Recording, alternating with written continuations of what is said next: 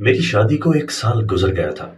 میں پڑھی لکھی تھی اور امیر گھرانے سے تعلق رکھتی تھی، مگر میرے گھر والوں نے میری شادی ایک ایسے لڑکے سے کر دی جو میرا بالکل بھی ہم خیال نہیں تھا۔ اکثر وہ مجھ سے بدتمیزی بھی کرتا تھا، لیکن میں خاموش رہتی تھی کیونکہ میں اپنے گھر والوں کو اس کی حرکات بتا کر پریشان نہیں کرنا چاہتی تھی۔ کل رات کا منظر میں یاد کرنے لگی تو میری آنکھیں نم ہو گئیں، کیونکہ کل رات واصف مجھ سے لڑائی کر کے گھر سے باہر چلا گیا تھا۔ اب اگلا دن چڑھ گیا تھا، وہ واپس نہیں آیا تھا۔ نہ وہ میرے میسج کا جواب دے رہا تھا اور نہ فون اٹھا رہا تھا۔ میں بہت پریشان تھی اور اس کے واپس آنے کی دعائیں کر رہی تھی۔ میرے سسرال والے یہاں نہیں رہتے تھے بلکہ دوسرے ملک رہتے تھے۔ انہوں نے شادی کے بعد مجھے اور واصف کو لندن بلایا تھا، لیکن واصف وہاں جانے کو تیار نہیں تھا۔ یہاں اس نے بہت سی گرل فرینڈز بنا رکھی تھی جس سے وہ ملتا رہتا تھا۔ لندن میں اگر وہ چلا جاتا تو اس کی عیاشیاں ختم ہو جاتی۔ میں بہت پریشان رہتی تھی، لیکن کبھی اس بارے میں کسی سے بات نہیں کی۔ میں اپنے گھر والوں کو متفکر نہیں کرنا چاہتی تھی۔ رات ہو چکی تھی، میں نے بھی ابھی تک کھانا نہیں کھایا تھا۔ دل ہی نہیں کر رہا تھا کچھ بھی کھانے کو۔ میں یہی سوچ رہی تھی جب دروازے پر دستک ہوئی۔ میں نے دوپٹہ لیا اور دروازہ کھولنے چلی گئی۔ مجھے لگ رہا تھا یہ واصف نہیں ہے کیونکہ اس کے پاس چابی ہوا کرتی تھی، لیکن حیرت انگیز طور پر باہر واصف ہی کھڑا تھا۔ میں نے کچھ کہے بنا اسے اندر آنے کا راستہ دیا۔ اس کے ہاتھ میں ایک بڑا شاپر تھا، اس میں سے اس نے نان کباب نکالے۔ یہ مجھے بہت پسند تھے۔ آ جاؤ شازیہ، کھانا کھاتے ہیں، یہ کہہ کر وہ کمرے میں چلا گیا۔ اس نے مجھے خود پلیٹ میں کھانا نکال کر دیا۔ میں تو حیران ہی رہ گئی تھی، اس کا رویہ مجھے عجیب لگا تھا۔ اس کے ساتھ میں نے کھانا کھایا تو وہ برتن کچن میں جا کر دھونے لگا۔ میں حیرانی سے اس کے پاس گئی اور برتن دھونے سے اسے منع کیا، لیکن وہ میری بات مانے بنا برتن دھونے لگا۔ اس کا رویہ بدل گیا تھا۔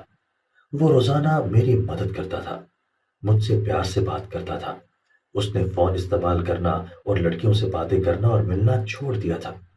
میں حیران تھی وہ اتنا بدل کیسے گیا ہے۔ میں اس سے یہ پوچھ نہ سکی کیونکہ میں نہیں چاہتی تھی وہ ناراض ہو جائے۔ وہ مجھ سے اپنی محبت کا اظہار بھی کرنے لگا تھا۔ میں بہت خوش تھی۔ ایک رات میں سو رہی تھی، لیکن اچانک سے میری آنکھ کھل گئی۔ میں نے دیکھا میرے پہلو میں واصف نہیں تھا۔ میں نے سوچا وہ واش روم میں ہوگا، لیکن واش روم کا دروازہ بھی بند تھا اور لائٹ بھی۔ میں تھوڑی دیر تک اس کے آنے کا انتظار کرتی رہی۔ جب وہ نہیں آیا تو مجھے تشویش ہونے لگی، کہیں وہ گھر سے باہر تو نہیں چلا گیا۔ میں نے سوچا اور پھر خود ہی اٹھ کر سلیپرز پہنے اور کمرے سے باہر آ گئی۔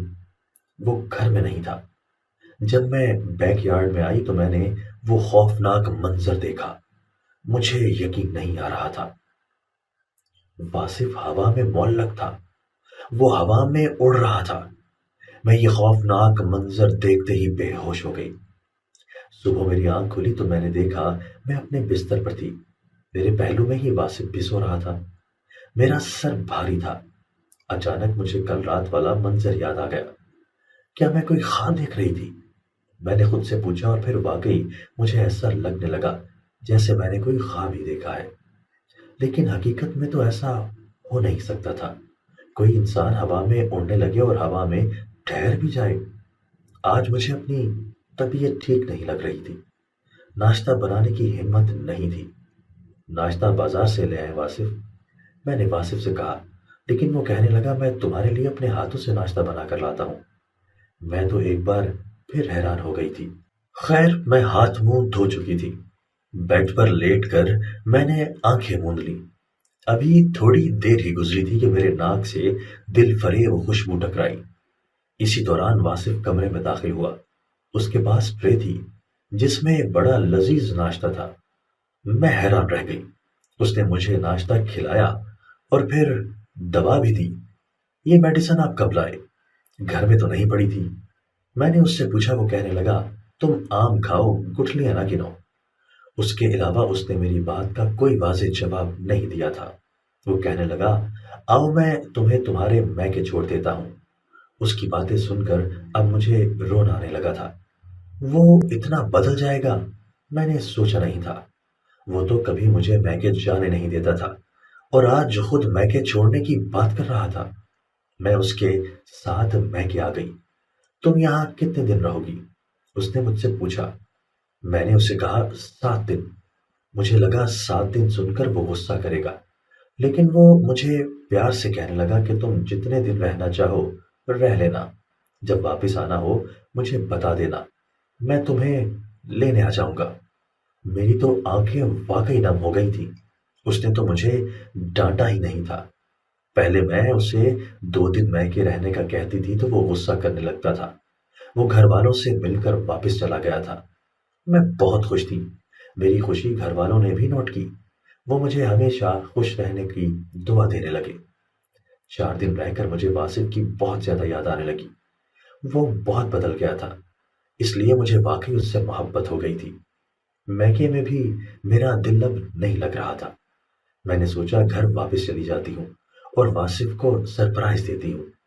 یوں میں میکے سب سے مل کر نکل گئی۔ راستے میں شاپنگ مال آتا تھا، وہاں سے میں نے واصف کے لیے گفٹ خریدا اور پھر دوبارہ گھر کی طرف چل پڑی۔ ڈرائیور مجھے چھوڑ کر گھر واپس جا چکا تھا۔ رات ہو چکی تھی۔ میں چابی سے دروازہ کھول کر اندر داخل ہوئی۔ گھر تاریکی میں ڈوبا ہوا تھا۔ میں نے ہی بتیاں جلائی تھیں۔ مجھے لگ رہا تھا شاید اس وقت واصف گھر پر نہیں ہے، کیونکہ اگر وہ ہوتا تو گھر میں یوں تاریکی کا راج نہ ہوتا۔ میں نے سامان اپنے کمرے میں رکھا۔ اچانک میرے کانوں سے شور کی آواز ٹکرائی۔ یہ آواز بیک یارڈ سے آ رہی تھی۔ مجھے حیرانی نے آن گھیرا۔ میں نے سوچا شاید واصف بیک ڈور پہ ہے۔ میں بیک ڈور کی طرف بڑھنے لگی۔ وہاں جو منظر میں نے دیکھا وہ بہت خوفناک تھا۔ میں چھپ کر دیکھنے لگی۔ بیک یارڈ میں عجیب و غریب لوگ بیٹھے ہوئے تھے۔ وہ گوشت کھا رہے تھے اور آپس میں باتیں کر رہے تھے۔ ان میں واصف بھی بیٹھا تھا۔ وہ بھی بھیانک آواز میں کسی اور زبان میں باتیں کر رہا تھا۔ پھر اچانک ہی اس نے اپنا روپ بدل لیا۔ میں نے اپنے دل پر ہاتھ رکھ لیا۔ واصف بہت خوفناک تھا۔ میں ڈر گئی اور بھاگ کر اپنے کمرے میں گئی۔ میں بیڈ پر بیٹھ گئی تھی۔ مجھے بہت ڈر لگ رہا تھا۔ جو کچھ میں نے دیکھا وہ میرا وہم ہرگز نہیں تھا، بلکہ ایک حقیقت تھی۔ مجھے اس رات والا منظر بھی یاد آیا جب میں نے واصف کو ہوا میں معلق دیکھا تھا۔ اس رات تو میں اسے خواب سمجھ کر بھول گئی تھی، لیکن اب مجھے لگ رہا تھا جو کچھ میں نے دیکھا ہے وہ خواب نہیں تھا۔ اس کا مطلب یہ واصف نہیں ہے۔ میں نے ڈرتے ہوئے سوچا واصف کا رویہ اچانک بدل کیسے سکتا تھا؟ غور و فکر کرنے کے بعد مجھے معلوم ہوا یہ واصف نہیں ہو سکتا، بلکہ یہ کوئی اور ہی مخلوق ہے۔ اب بیک یارڈ سے آوازیں آنا بند ہو گئی تھی۔ مین گیٹ کا دروازہ چابی سے کھلا۔ اس کے بعد کوئی اندر داخل ہوا۔ میں ڈر کر آیت الکرسی پڑھنے لگی۔ مجھے سمجھ نہیں آ رہا تھا میرے ساتھ کیا ہو رہا ہے۔ میرے پیروں تلے زمین تب نکلی جب میں نے کمرے میں واصف کو آتے ہوئے دیکھا۔ وہ بہت غصے میں تھا اور کہنے لگا 2 ماہ میں نے تمہاری شکل نہیں دیکھی۔ زندگی سکون سے گزر رہی تھی، لیکن اب تمہیں روز دیکھ کر دوبارہ بی پی ہائی ہوگا میرا۔ شکل نہ دیکھو میری اور کھانا لے کر آؤ میرے لیے۔ اس کی باتیں سن کر میں ڈر گئی تھی۔ اگر وہ واصف تھا تو جو بیک یارڈ میں تھا وہ کون تھا؟ میں ڈر کر بیک یارڈ میں آ گئی، لیکن میں نے دیکھا وہاں تو کوئی نہیں تھا۔ نہ وہ عجیب و غریب سے لوگ تھے اور نہ کہیں گوشت پڑا تھا۔ میں ڈر کر کچن میں آ گئی، کھانا پکایا اور واصف کو دیا۔ وہ مجھ پر بات بات پر غصہ نکال رہا تھا۔ اس میں کوئی شک نہیں تھا کہ یہی اصلی واصف ہے، لیکن جو 2 ماہ میرے ساتھ رہا وہ کون تھا؟ کیا وہ غیر انسانی مخلوق تھی؟ کیا وہ جنات میں سے تھا؟ میرے رونگٹے کھڑے ہو گئے۔ آپ 2 ماہ سے کہاں تھے؟ میں نے واصف سے پوچھا۔ وہ کہنے لگا جیل میں۔ یہ سن کر میں حیران رہ گئی۔ مزید اس نے کہا کسی نے اسے جھوٹے الزام میں پھنسا کر جیل بھیج دیا تھا، بڑی مشکل سے وہ چھوٹ کر آیا ہے۔ میری تو ہمت ہی نہیں ہو رہی تھی میں واصف کو بتا پاتی کہ ان کے جانے کے بعد کوئی جن زادہ ان کے روپ میں میرے گھر آ کر رہ رہا تھا، اور میں جان ہی نہیں پائی تھی کہ وہ ایک جن زادہ ہے۔